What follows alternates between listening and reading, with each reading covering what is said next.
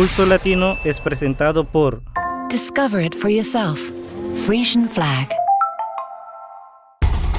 Esto es Pulso Latino con Alejandra Forero. Continuamos con más información aquí en Pulso Latino. En la más reciente premiación de los prestigiosos premios de ingeniería, los cuales eligieron Aruba para llevarse el galardón por el proyecto del tram que recorre calle principal, el ministro de Infraestructura, Benny Svinger, indicó que la comunidad debe sentirse orgullosa por este reconocimiento. Como uno de los motores tras el proyecto de renovación del centro de ciudad y la ejecución del tram, el ministro de Infraestructura, Benny Svinger, también subió a la plataforma junto al primer ministro Mike Eyman y a los representantes de las compañías Sam Schwartz y TEG para recibir el premio Diamante. Para el ministro Svinger, este fue un momento muy grande, lleno de emoción, con orgullo y satisfacción después de un trabajo hecho con amor y dedicación por el pueblo de Aruba.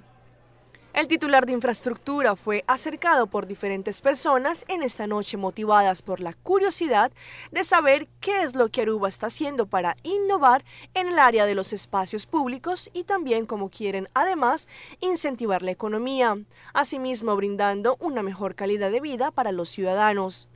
El ministro Svinger está muy contento de poder haber participado en la celebración de un premio que fue entregado al equipo tras el proyecto del tram y la renovación del centro de ciudad por la Asociación de Ingenieros Americanos. Él indicó que cuando empezaron a pensar qué harían para revitalizar a Oranjestad, tuvieron en consideración las propuestas de diferentes ingenieros, pero fue American Planners Association,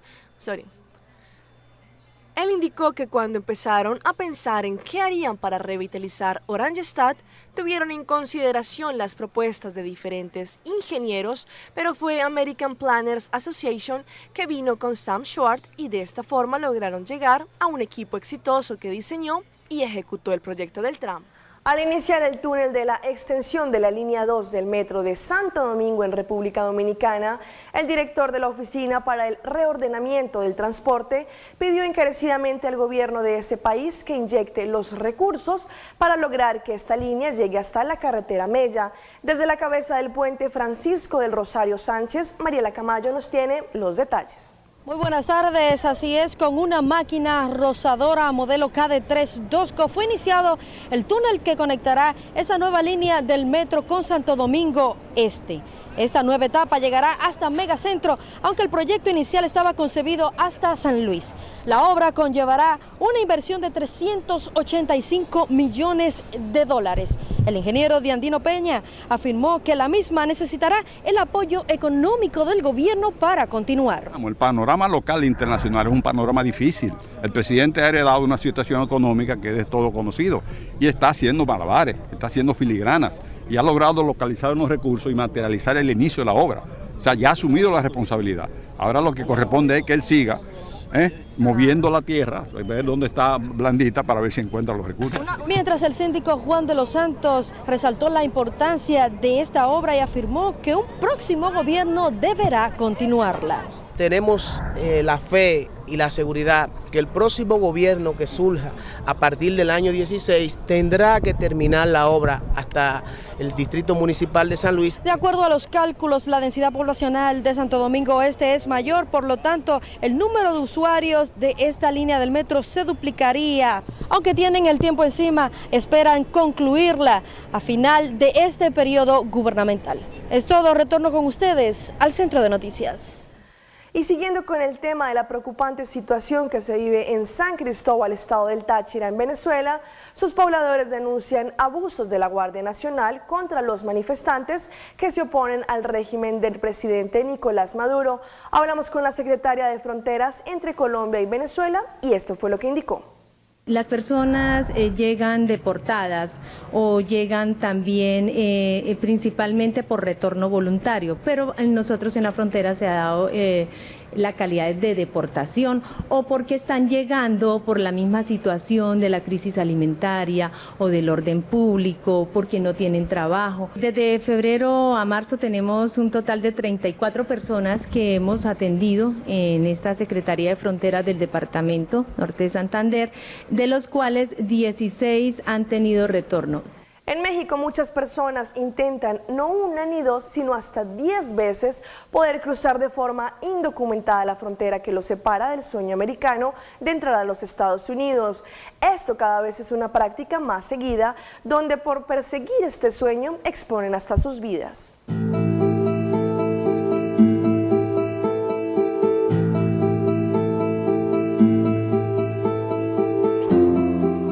Usted los ha visto en las calles de la ciudad. Cuando eso ocurre, ellos ya pasaron por muchas cosas. Están casi a nada de cumplir su sueño, aunque lo que les falta por hacer es quizá lo más difícil y peligroso: llegar a la frontera y cruzar hacia la Unión Americana. Lo más doloroso es cuando el sueño se desmorona al ser descubiertos. No, sí, duele mucho. Duele mucho. Ya se siente sin nada uno porque todo lo tenía aquí arriba. Volver a empezar. Volver a empezar de nuevo, ahí como caí ahorita que me dice Lili, mochila, no, así vengo.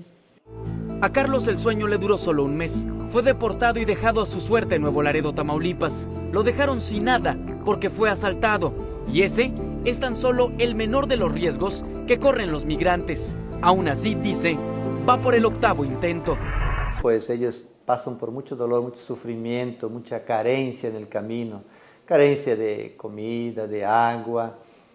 Muchas veces no se contacta con sus familias durante mucho tiempo. Y aparte, robo, extorsión, secuestro. Tan solo en los últimos 3 meses, la Casa del Migrante en la ciudad de Nuevo Laredo, Tamaulipas, ha recibido a unos 1,900 indocumentados. Aquí se les apoya por unos días. Algunos eligen regresar a casa, otros siguen con su camino hacia el norte. A ellos no les importa nada, nos tiran como si fuéramos una basura después de que se benefician de cada uno de nosotros. Aquí pues hay muchos delincuentes que abusan de las personas y pues eso no se vale. Y más de los centroamericanos que abusan de ellos. Les quitan sus pertenencias, todo. O sea, todo de valor que traen, luego hasta los dejan sin ropa, sin zapatos. A pesar de los esfuerzos por apoyarlos, el peligro que viven no se ha logrado erradicar en la frontera, pero aún así, muchos prefieren correr ese riesgo antes que volver a sus tierras de origen, donde dicen no viven abusos, pero sí la falta de oportunidades. Con imágenes de Víctor Rodríguez, Carlos Camposilva, Azteca Noticias. El sábado pasado en el mundo entero se realizó la famosa Hora del Planeta, una hora en la que el mundo entero se concientiza y apaga las luces y aparatos electrónicos no necesarios. En Aruba también se llevó a cabo esta iniciativa, la cual contó con la participación activa de la comunidad. Esta es la tercera ocasión que el MAR apoya a la comunidad Earth Hour como socio durante la Hora del Planeta, realizado el sábado 29 de marzo, en el que durante una hora se apagaron las luces en Fort Southman como símbolo de concientización y compromiso con la Madre Tierra. Alrededor del mundo esta actividad se realizó entre las 8:30 y las 9:30 de la noche con diferentes actividades durante esta hora para así concientizar a la comunidad sobre el uso de la energía y qué podemos hacer para conservar el planeta. En Aruba, con el permiso del Ministerio de Educación, las escuelas también participaron de esta bonita iniciativa, ya sea apagando los aires acondicionados y luces para de esta forma concientizar a los jóvenes. Durante la Hora del Planeta, diferentes negocios, tales como bancos, restaurantes y hoteles, también participaron apagando las luces y otros artefactos no necesarios durante una hora. La tradicional apagada de luces se realizó en Fort Southman exactamente a las 8:30 de la noche. Después de esto se realizó una ceremonia en donde se encendieron velas como símbolo de compromiso de Aruba para esta iniciativa. El MAR agradece a la comunidad de Aruba por convertirse parte del Hora del Planeta 2014. El mensaje de ellos es utilizar la energía conscientemente. Seguramente, Earth Hour fue un buen momento para reflejar esto y el compromiso que se tiene con la comunidad y con la Madre Tierra. Esto fue Pulso Latino por el día de hoy. Agradecemos por su sintonía. Nos vemos en una próxima emisión. Hasta entonces. Pulso Latino fue presentado por...